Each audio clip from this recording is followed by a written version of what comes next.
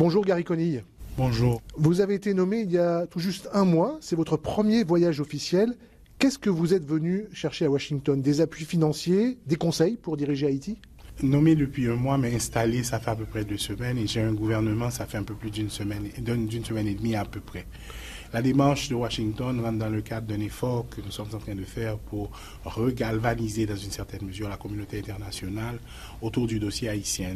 Pour rappeler la situation d'Haïti, où 80% du territoire de la zone métropolitaine est contrôlée par le gang, où la moitié de la population est en insuffisance alimentaire, où nous avons des problèmes qui sont très très sérieux. Donc ça fait partie de la démarche que nous sommes en train d'entreprendre pour nous assurer que la communauté internationale continue à nous accompagner. Vous avez promis que l'État haïtien reprendrait le contrôle des quartiers occupés par les gangs avec l'appui de la mission internationale de soutien à la police nationale haïtienne. Il y a un premier contingent de policiers kényans qui est arrivé la semaine dernière à Port-au-Prince. Combien sont-ils à ce jour sur le sol haïtien ? Il y a à peu près 200, un peu plus que 200 dans le premier contingent et on s'attend à ce que dans les prochaines semaines, ce chiffre augmente de manière significative. Oui, car 2500 policiers de la force internationale doivent arriver à terme. Quand est-ce qu'elle sera au complet ? C'est un processus qui est en cours. Je préfère ne pas parler de date exacte, mais ce que je peux vous dire, c'est que les partenaires haïtiens sont très engagés et sont en train de prendre toutes les dispositions pour que ça se fasse le plus rapidement que possible. Oui, il y a des problèmes logistiques, des problèmes de logement notamment pour ces policiers kényans. Ce genre d'opération en général, il y a toujours énormément de choses que nous devons résoudre, mais ce que moi j'ai vu et ce qu'on a compris dans les conversations que nous avons avec nos partenaires, c'est qu'ils comprennent bien l'urgence et ils sont très engagés à pouvoir offrir le support et l'appui qu'il faut pour que ça se concrétise. Pour l'heure, ces policiers kényans notamment font quelques patrouilles, mais il n'y a pas d'opération d'envergure. Quand est-ce que cette force va commencer réellement à remplir ses missions ? La mission de cette force est évidemment d'accompagner la police nationale qui n'a jamais cessé de faire des opérations. Donc le lead dans la reprise de ces territoires qui sont aujourd'hui occupés par les gangs, ça sera toujours la police et l'armée d'Haïti.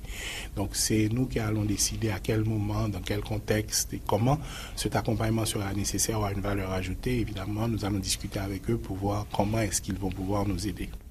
2500 hommes pour appuyer une police qui est en sous-effectif. En face, on estime qu'il y a plusieurs milliers de membres des gangs. Est-ce que c'est suffisamment dimensionné ? Je pense qu'il y a 3 considérations. La première, c'est que la sécurité, ce n'est pas seulement une affaire de police, c'est une intervention qui doit être beaucoup plus complète. Et le succès de l'opération ne peut que se matérialiser. La pérennité de l'intervention ne pourra se matérialiser que lorsqu'on aura pleinement réconcilié la police avec la communauté.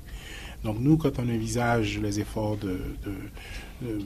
que nous sommes en train d'entreprendre, on a cette vision-là. Il nous faut vraiment renforcer la capacité de notre police. Et ce que ces contingents nous permettent de faire, c'est de nous appuyer en même temps que nous sommes en train de renforcer nos effectifs. On vient de graduer 455 policiers des forces spécialisées. On va continuer à le faire de manière systématique. Donc, ce n'est pas une fin, l'accompagnement de la mission. C'est surtout, si vous voulez, un accompagnement bien spécifique et limité dans le temps, on l'espère, qui nous donne l'espace qu'il nous faut pour renforcer nos propres capacités. Est-ce que cette lenteur relative du déploiement de la mission internationale de soutien, est-ce que cette lenteur permet aux gangs de s'adapter, de voir comment s'adapter à la force qui va leur être opposée, tout simplement? Comme je vous disais tout à l'heure, la police nationale d'Haïti n'a jamais cessé de faire des interventions, n'a jamais cessé de protéger la population, évidemment avec les limitations que vous connaissez. Et donc, en ce sens, probablement, oui, je présume que les gangs sont en train de se positionner, mais ça, je ne sais pas. Mais ce que je veux dire pour sûr, c'est que quel que soit ce qu'ils sont en train de faire, je vous assure que dans un délai pas trop lointain, l'État reprendra le contrôle de tout le territoire national. Jimmy Cherizier, c'est un puissant chef de gang qu'on appelle Barbecue. Il a fait savoir qu'il était prêt au dialogue la semaine dernière. Est-ce que vos équipes ont des contacts avec lui ? Est-ce qu'on discute, quand on est le gouvernement d'Haïti, avec les gangs ? Comme j'ai répondu à cette question il y a déjà quelques semaines, il faut d'abord déposer les armes et reconnaître l'autorité de l'État avant tout dialogue. C'est ça la première démarche. Vous déposez les armes, vous reconnaissez l'autorité de l'État et ensuite on verra.